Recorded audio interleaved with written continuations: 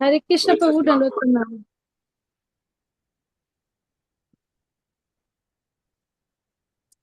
कृष्ण कृष्ण कृष्ण कृष्ण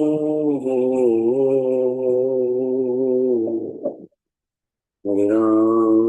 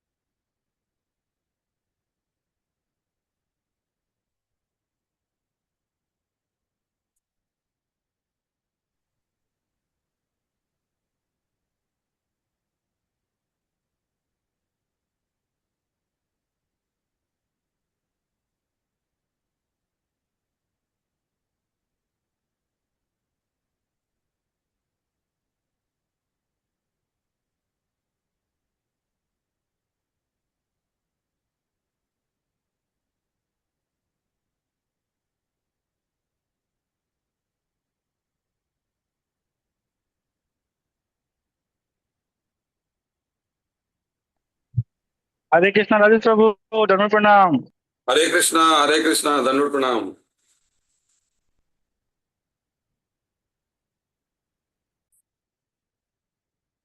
हाँ। तो क्लेश अग्नि सुविधा और मोक्ष लघुताकृत। मोक्ष लघुताकृत मतलब मोक्ष से मिलने वाला जो आनंद है उसको भी भक्ति क्या कर देती है, छोटा कर देती है। मोक्ष लघुताकृत। और फिर क्या बताया है, सुदुर्लभा। दुर्लभ होता है मतलब मुश्किल से मिलने वाला, सुदुर्लभ मतलब बहुत मुश्किल से मिलने वाला। तो भक्ति प्राप्त होना बहुत दुर्लभ है। फिर संदरानंद विशेषात्मा।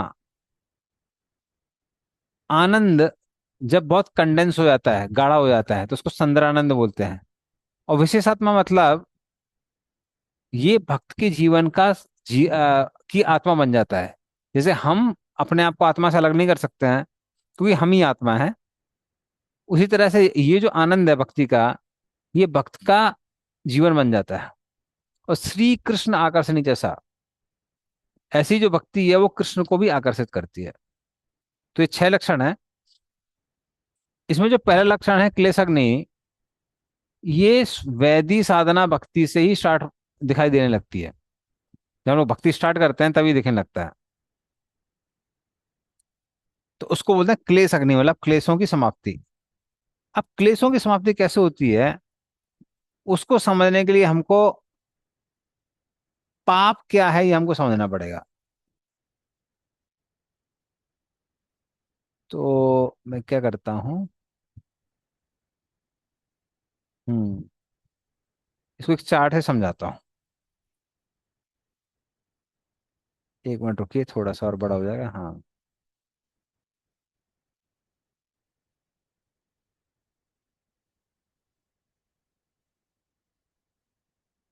अब देखते हैं आपको दिखाई पड़ेगा कि नहीं। हाँ, अभी चार्ट सबको दिख रहा है। हाँ प्रभु जी, दिख रहा है। हम्म, अविद्या, अविद्या। हाँ। अविद्या बीजम पापम। तो अविद्या,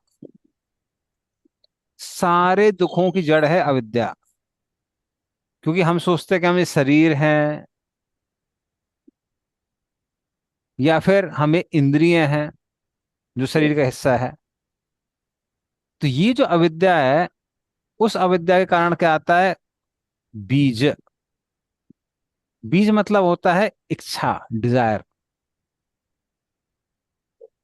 तो इस अविद्या के कारण व्यक्ति सोचता है कि मैं इंद्रिय हूं। इंद्रिय की वजह से क्या होता है, अब मैं इंद्रिय भोग करूंगा। इंद्रिय भोग की जो इच्छा है उसको हम लोग क्या बोलते हैं, बीज। अब इंद्रिय भोग व्यक्ति शास्त्रों के अनुसार भी कर सकता है, लेकिन जनरल टेंडेंसी होती है कि लोग शास्त्रों के नियमों को तोड़ते हैं। जब वो उसको तोड़ते हैं तो उसको बोलते हैं पापम, पाप। और पाप करने से क्या होता है, उसका रिजल्ट मिलता है जिसको हम लोग बोलते हैं पाप का परिणाम या सफरिंग, कष्ट। पापों का परिणाम है कष्ट। अब एग्जैक्टली ऐसा नहीं होता है, चीजें धीमे धीमे चेंज होती है इसमें। हाँ, तो पाप से दो तरह के परिणाम मिलते हैं। एक होता है अप्रारब्ध और दूसरा होता है प्रारब्ध। अप्रारब्ध कौन से होते हैं? अप्रारब्ध कर्म वो कर्म होते हैं जिसका परिणाम अभी तक आपको नहीं मिला है। जैसे मान लीजिए किसी ने बैंक की डकैती डाल दी, लेकिन अभी तक वो पकड़ा नहीं गया है, तो उसको क्या बोलते हैं, अप्रारब्ध। लेकिन जैसे ही वो पकड़ा जाता है, पुलिस पिटाई करती है, तो वो पिटाई कैसी होगी, वो प्रारब्ध हो गया। ठीक है, समझ में आ गया डिफरेंस? तो अप्रारब्ध और नहीं, प्रारब्ध। नहीं समझ आया ब्रो, एक बार फिर से बताइए। हाँ, एक मिनट हो जाइए, आगे चार्ट होगा तो उसको और क्लियर हो जाएगा। हाँ, देखिए मैंने क्या बताया था, अविद्या के कारण बीज उत्पन्न होता है, बीज के कारण क्या उत्पन्न होता है, हाँ, पाप। पाप। और पाप से दो तरह के परिणाम मिलते हैं, अप्रारब्ध और प्रारब्ध। तो अप्रारब्ध में वो किसकी तरह है, अप्रारब्ध मतलब जो अभी प्रकट नहीं हुआ है। आपने पाप किया, परिणाम नहीं मिला। जैसे कई बार लोग बोलते हैं ना, अरे वो तो इतना पापी आदमी है, देखो कितना सुख से रह रहा है, किसको मालूम है भगवान है कि नहीं है। अरे अभी तक उसके जो पाप किए हैं उसका परिणाम अप्रारब्ध है, अभी वो बाहर निकला नहीं है। इसलिए अप्रारब्ध के दो पोर्शन होते हैं। एक पोर्शन बाद में बनता है प्रारब्ध। जैसे मान लीजिए किसी ने बैंक में डकैती डाल ली, अभी तक नहीं पकड़ा गया है, अपरारब्ध है। लेकिन क्या होगा, कुछ समय बाद वो आदमी पकड़ा जाएगा, और जब पकड़ा जाएगा तो पुलिस डंडे लगाएगी। तो ये जो पुलिस के डंडे हैं, ये क्या आया हो गया, ये प्रारब्ध हो गया। अब प्रारब्ध का जो दूसरा हिस्सा होता है वो क्या होता है, वो ये होता है कि व्यक्ति के अंदर कूट उत्पन्न होता है। कूट का मतलब क्या है, अब उसके अंदर टेंडेंसी क्या आ गई है, फिर से पाप करने की टेंडेंसी उसके अंदर आ गई है। मतलब एक बार बैंक में डकैती डाली, जेल गया। अब जेल जाने के बाद में वो क्या सोचता है, अगली बार मैं ऐसी डकैती डालूंगा कि पकड़ा ना जाऊं। तो वो जो सटल प्लान उसका चल रहा है उसको हम लोग क्या बोलते हैं, कूटम कहते हैं। अब ये कूट क्या करता है, कूट फिर से एक बीज उत्पन्न करता है। अब देखिए इसमें छोटा हो जाएगा अगर ये तो। हाँ, अब देखिए ध्यान से इसको। देखिए अभी साइकिल बन गई है। व्यक्ति ने पाप किया, पाप करने की वजह से अप्रारब्ध उत्पन्न हुआ। अप्रारब्ध के दो हिस्से थे, एक कूट था और एक प्रारब्ध था। कूट के कारण क्या हुआ, फिर से बीज उत्पन्न हुआ। इस बीज के कारण व्यक्ति फिर से क्या करता है, फिर से पाप करता है। पाप करेगा, फिर से अप्रारब्ध निकलेगा। अप्रारब्ध निकलेगा, फिर से कूट उत्पन्न होगा, फिर से प्रारब्ध मिलेगा। तो बीज के कारण क्या करेगा, वो फिर से पाप करेगा। तो इस तरह से व्यक्ति जो साइकिल दिखाई दे रही है आपको, इस साइकिल में व्यक्ति फंस जाता है। तो देखिए कूट में और बीज में अंतर क्या है। कूट का मतलब क्या है, सिंफुल प्रोक्लिविटी। प्रोक्लिविटी मतलब इन जनरल व्यक्ति के अंदर लालच आ गया है कि मैं बहुत पैसा कमाऊंगा बिना मेहनत किए। तो ये प्रवृत्ति क्या बन गई है, ये जो लोभ है ये है उसका कूट।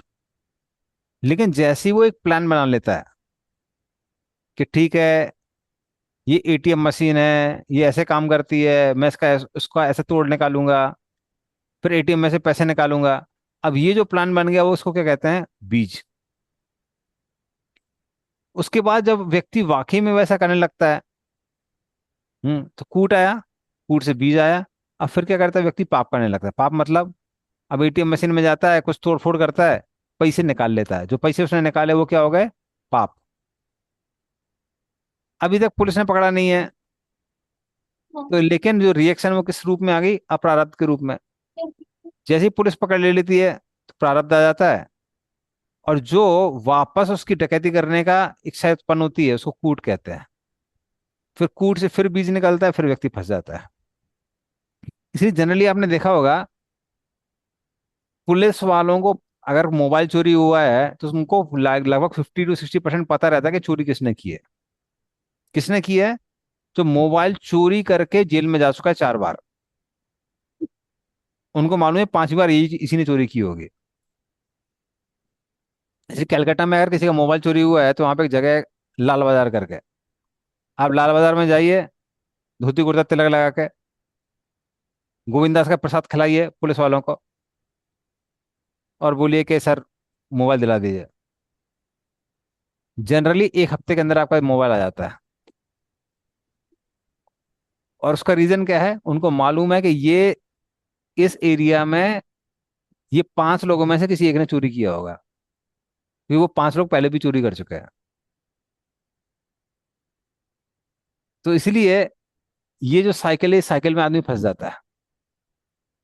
अब पुलिस उतनी जोर की डंडे क्यों मारती है, लताड़ क्यों लगाती है? ताकि किसी तरह से ये साइकिल टूट जाए। लेकिन साइकिल टूटती नहीं है। हर हमारा आदमी आराम से पाप की प्रवृत्ति छोड़ता नहीं है। तो इसको बोलते हैं पाप का चक्र। ठीक है, तो ये अभी आपको समझ में आ गया होगा। लेकिन भक्ति के द्वारा ये सबके सब नष्ट हो जाते हैं। जैसे प्रभुपाद बता रहे हैं, अजामिल से एक ही करके आता है। अविद्या, अविद्या नष्ट होती है। कैसे नष्ट होती है? व्यक्ति को ज्ञान हो जाता है कि हम शरीर नहीं आत्मा है, हम कृष्ण के अंश हैं, कृष्ण के पास वापस जाना जीवन का लक्ष्य है। तो इस तरह से विद्या और पराविद्या, विद्या कौन सी है? कि हम शरीर नहीं आत्मा, उसको विद्या कहते हैं। हम कृष्ण के अंश हैं, उसको पराविद्या कहते हैं। इन दोनों के द्वारा अविद्या पूर्ण रूप से जड़ से नष्ट हो जाती है। फिर कूट कैसे नष्ट होता है? चेतो दर्पण मार्जनम भव महादावाग निर्वापनम। भक्ति करने में इतना आनंद आने लगता है कि काम क्रोध लोभ सब खत्म होने लगते हैं। काम लोभादय से चेते इत्यादावित्तम स्थितम सत्यम प्रसिद्धति। तो उससे क्या होता है? कूट खत्म हो जाता है, बीज खत्म हो जाता है। बीज कैसे खत्म होता है? भक्ति करने की और भगवान की सेवा करने की जब इच्छाएं तीव्र हो जाती हैं, तो ये पाप के जो बीज हैं वो कैसे हो जाते हैं? समाप्त हो जाते हैं। तो इस तरह से बीज भी खत्म हो जाता है। उसमें प्रभुपाद बार सुंदर उदाहरण देते हैं कि जो खाड़ी की जगह होती है, बे, जैसे बे ऑफ बंगाल है, बंगाल की खाड़ी, तो वहां पर नदी आके सागर से मिलती है। नदी की तुलना की गई है भौतिक इच्छाओं से, सागर की तुलना की गई है आध्यात्मिक इच्छाओं से।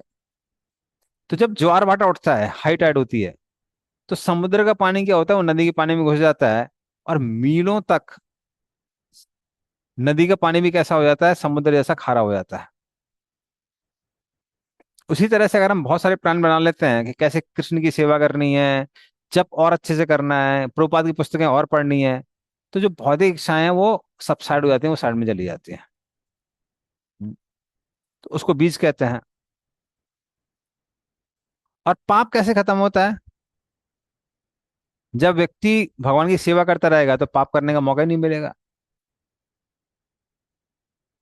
और बल्कि अप्रारब्ध जो कर्म भी है, अप्रारब्ध कर्म भी भक्ति के साथ समाप्त हो जाता है। अप्रारब्ध कर्म कौन से कर्म है? बल्कि प्रारब्ध कर्म भी खत्म हो जाते हैं। प्रारब्ध कर्म कौन से कर्म है? जो इस जीवन में मिल चुके हैं। व्यक्ति का किस परिवार में जन्म हुआ है, अब जिस परिवार में जन्म हुआ है हो गया है,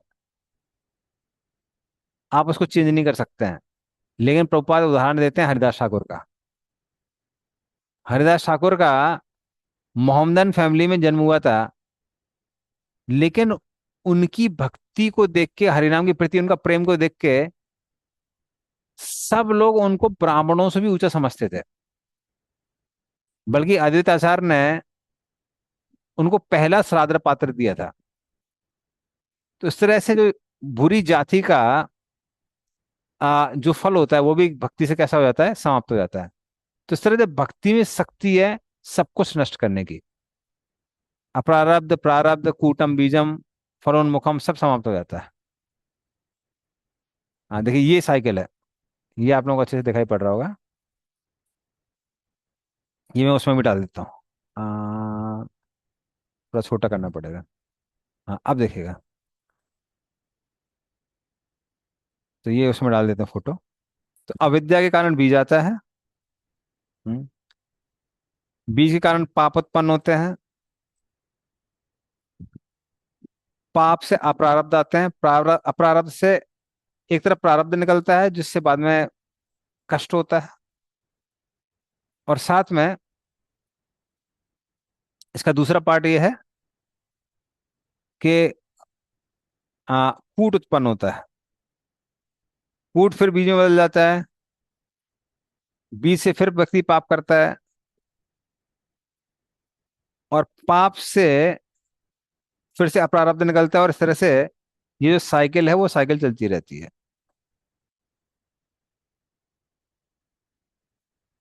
तो इसको बोलते हैं पाप का चक्र। जैसा कि हमने बताया, भक्ति से ये एक एक करके सारी चीजें खत्म हो जाती है।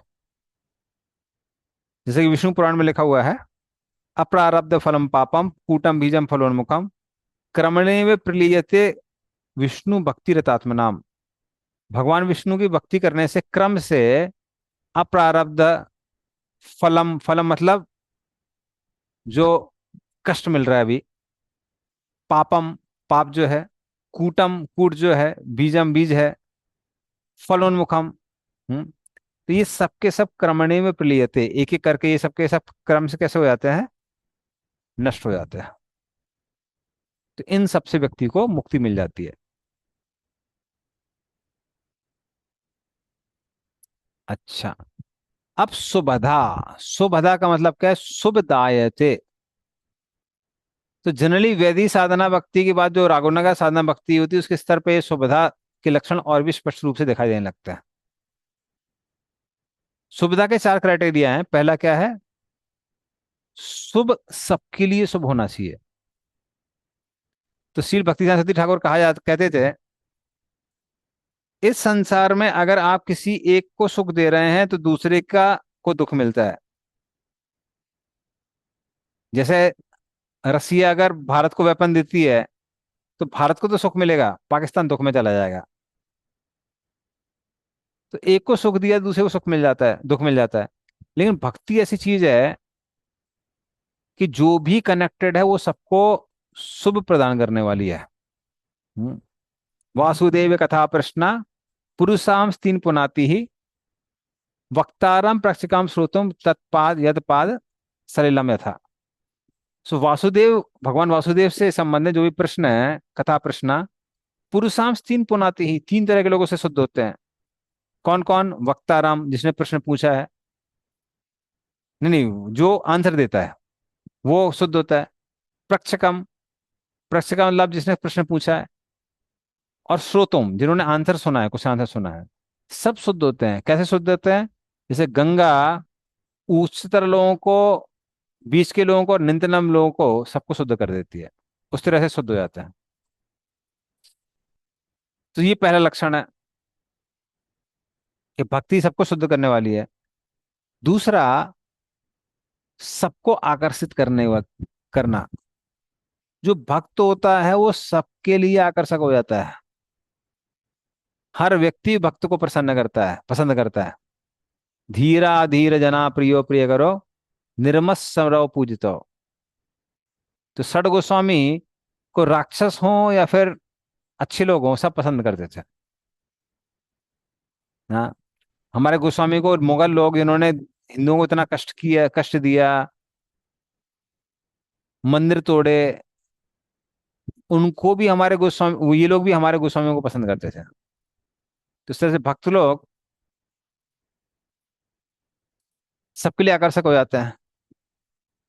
फिर सद्गुण उत्पन्न करना, जैसे कोई भक्त बन जाता है, काम क्रोध लोभ ये सब धीमे धीमे करके मद मत्सर कम हो जाते हैं। अच्छे गुण जो है, नम्रता हो गई, सहिष्णुता हो गई। তিনটে ডিসক্রিপশন দিয়ে তো এখানে wrinkled leaf and he had a हरे कृष्ण। नम्रता हो गई, ये सारे के सारे सद्गुण क्या होते हैं, भक्त के अंदर आ जाते हैं। और ये क्या है, ये आनंद देने वाला है, वो आनंद जो इंद्रिय सुख के आनंद से ऊंचा है। तो अगर चारों चीजें मीट कर रही हैं तो उसको हम लोग क्या बोलते हैं, अब शुभ प्राप्त होने वाला है।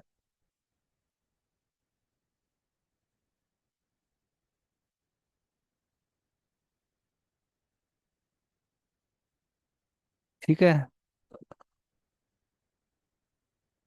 और प्रभुपाद बताते हैं कैसे ये जो भक्ति का आनंद है, ये भौतिक सुख के आनंद से तो ऊंचा ही है, बल्कि योग सिद्धियों से जो आनंद मिलने वाला है, मोक्ष से जो आनंद मिलने वाला है, इन सबसे भी कैसा है, ऊंचा है। तो अगर इंद्रिय तृप्ति का सागर ले लिया जाए तो ब्रह्मानंद की एक बूंद से ज्यादा सुख देने वाली है। और अगर ब्रह्मानंद का सागर ले लिया जाए तो भक्ति के आनंद की एक बूंद उससे ज्यादा सुख देने वाली है।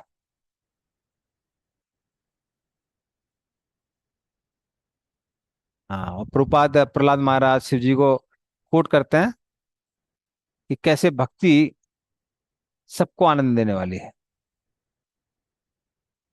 ओके। फिर क्या था, मुझे लगता कृत और सुदुर्लभा, ये दोनों के दोनों भाव भक्ति के लक्षण है। मोक्ष लघुता कृत मतलब जब व्यक्ति भाव के स्तर पे होता है तो उसको इतना सुख मिलने लगता है कि मोक्ष का सुख भी कैसा हो जाता है, लघुता, कम हो जाता है, छोटा हो जाता है। हाँ, एक प्रभुपाद उदाहरण देते हैं कि ये यमुनाचार्य बोलते हैं और प्रबोधानंद सरस्वती को भी कोट करते हैं, ये भी बोलते हैं कि जो मुक्ति की देवी है भक्तों के सामने हाथ जोड़ के खड़ी रहती है,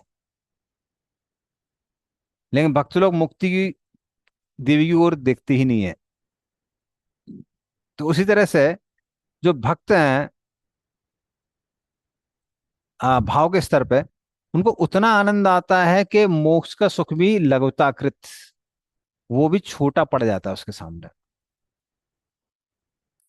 फिर सुदुर्लभा, सुदुर्लभा मतलब इसको प्राप्त करना बहुत मुश्किल है। और प्रभुपाद बताते हैं तात्पर्य में, जैसे अभी हमने पढ़ा था, कि स्वयं से मोक्ष इसको भाव भक्ति को प्राप्त करना तो असंभव है, क्योंकि भगवान की भक्तों की कृपा से ही प्राप्त होता है। तो बहुत सारे श्लोक हैं शास्त्रों में, नायम आत्मा प्रवचन लभ्यो न मेध्या न बहुना श्रुतेन यमे वे स्मृणते तेन लभ्य तस्य आत्मा वृत्ते अनुसार। तो नायम आत्मा प्रवचन, प्रवचन करने से आप परमात्मा को प्राप्त नहीं कर सकते। लभ्यो ना मेधया, अपनी बुद्धि से नहीं कर सकते हैं, ना बहुना श्रुतेन, बहुत सारे वेद शास्त्रों को पढ़ने से भी नहीं कर सकते हैं। तो यमेवे स्मृणते तेन लभ्यस, भगवान अगर किसी को आ, ये देना चाहते हैं, भक्ति देना चाहते हैं, स्वयं को एक्सपेंड करना चाहते हैं, तो ही व्यक्ति प्राप्त कर सकता है, अन्यथा नहीं कर सकता है। हाँ, तस्य साधना वृणते अनुसार। तो इस तरह से पहली चीज है कि स्वयं के एफर्ट से प्राप्त नहीं कर सकते हैं, भक्तों की कृपा से कर सकते हैं। दूसरा चीज है, कृष्ण भी अपने आप को बड़े आराम से भक्तों को नहीं देते हैं, क्योंकि अगर कृष्ण किसी को भक्ति देंगे तो वो उसके गुलाम बन जाएंगे। इसलिए वो कैसा है, भाव भक्ति सुदुर्लभ है। फिर लास्ट जो दो कैरेक्टरिस्टिक्स हैं, संदरानंद विशेषात्मा और श्री कृष्ण आकर्षणी जैसा, ये दोनों के दोनों प्रेम भक्ति के लक्षण है। तो संद्रानंद विशेष आत्मा क्या है?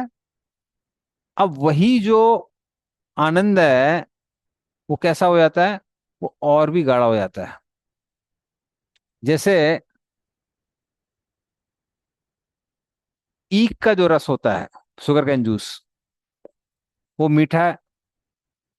उससे जब गुड़ बनता है, गुड़ और भी मीठा हो जाता है। लेकिन जब उसे मिश्री बन जाती है, मिश्री और भी भयंकर मीठी होती है। उसी तरह से संद्रानंद विशेष आत्मा, अब ये आनंद इतना ज्यादा विशेष हो जाता है, इतना ज्यादा कंडेंस हो जाता है कि व्यक्ति उसको छोड़ ही नहीं पाता है। जैसे हम आत्मा से अलग नहीं हो सकते हैं, उसी तरह से ये जो सुख है ये व्यक्ति का जीवन बन जाता है, इसके बिना भक्त नहीं रह सकता है। हाँ, तो संद्रानंद विशेष आत्मा। और फिर क्या लिखा है कि जब ये आनंद आने लगता है तो कृष्ण भी इससे आकर्षित हो जाते हैं। श्री कृष्ण आकर्षण जैसा कृष्ण भी इससे आकर्षित हो जाते हैं। और उदाहरण किसका दिया कि पांडवों का, कि पांडव अपने साथ में कृष्ण को रखते थे। नारद मुनि कहते हैं कि आप लोग इतने भाग्यशाली हैं कि जिनका दर्शन करने के लिए लोग लालायित रहते हैं वो आपके आसपास घूमते रहते हैं, आपको सलाह देते हैं।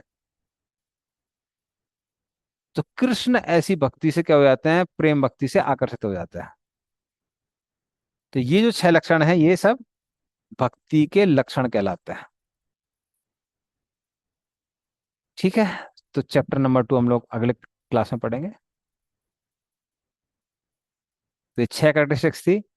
क्लेशग्नि, सुविधा, मोक्ष लघुता कृत सुदुर्लभा, संदरानंद विशेषात्मा, श्री कृष्ण आकर्षण जैसा, ये 6 है। तो ये सब शुद्ध भक्ति के लक्षण है। तो एंड करते हैं अभी हम लोग। श्री भक्ति रसामृत सिंधु की जय, श्री प्रभुपाद की जय। हरे कृष्ण प्रभु, मुझे कुछ पूछना था। वांछा कल्पतरुभ्यश्च कृपा सिंधु पतितानां पावनेभ्यो नमः। श्री प्रभुपाद की जय।